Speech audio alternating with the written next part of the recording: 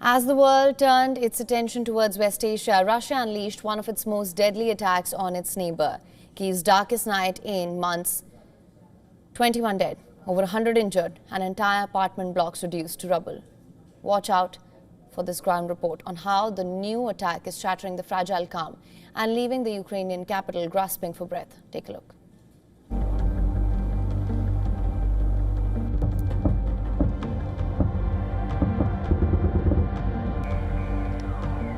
This is the moment a drone struck a building in Kyiv. The night sky over Kyiv erupted in fire and terror. A deadly Russian onslaught unleashed a barrage of missiles and drones. For over 9 harrowing hours, the city endured a relentless barrage as hundreds of drones and dozens of missiles screamed through the night, their ominous whirring abruptly punctuated by thunderous explosions. It was probably the most hellish night in my memory for our neighborhood. It is very difficult to imagine what the local people whose homes were damaged are going through right now. This is the aftermath.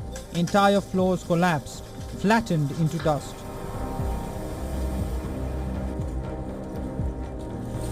Rescue crews hauling victims from smoking wreckage. Among them, a man clasping his cat as he walks across the rubble. It was very loud and scary. We got out in time and the rescue team arrived. Our door was jammed. The rescue team came and opened the door for us. I was asleep. There was a loud bang.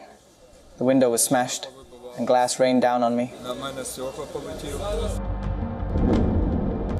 This attack, one of the deadliest in recent memory, comes as Russia escalates its campaign to break Ukraine's spirit, launching hundreds of drones and missiles in a calculated attempt to overwhelm air defenses before unleashing the full force of its arsenal.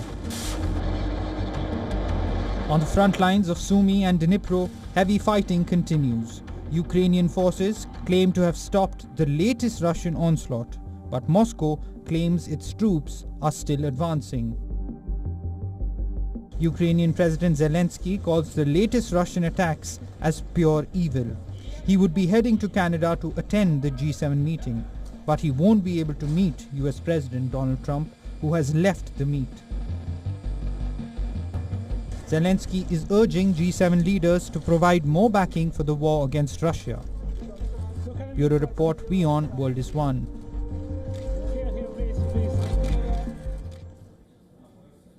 Now, US forces have pulled out of 2 more bases in northern Syria. This according to a Reuters report. The US has withdrawn from the Al-Wazir and Tel Baydar bases in Hasaka province.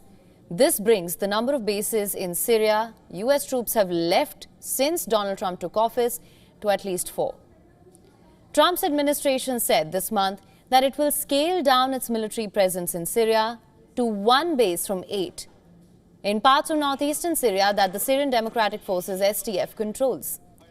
SDF is the Kurdish-led military group that Washington has backed in the fight against Islamic State for a decade. The US military has about 2,000 troops in Syria across a number of bases, mostly in the northeast. Reports in April said that the troops might be reduced from 2,000 to 500. While the SDF did not respond to questions about the current number of troops and open US bases in northeastern Syria, a commander who spoke to Reuters at another US base, Al-Shadabi, said the presence of a few hundred troops on 1 base would not be enough to contain the threat of the IS.